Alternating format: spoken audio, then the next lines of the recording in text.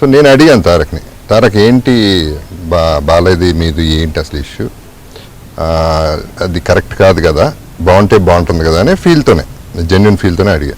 తను క్లియర్గా ఒకటే చెప్పాడండి, నాకేంటి బాబు ఆయనతో ప్రాబ్లం, నాకు ఏ ప్రాబ్లం లేదు, నాకు తెలియదు కూడా ప్రాబ్లం ఏంటో. ఆయన ఫాదర్, నా ఫాదర్ బ్రదర్, ఆయన నా ఫాదర్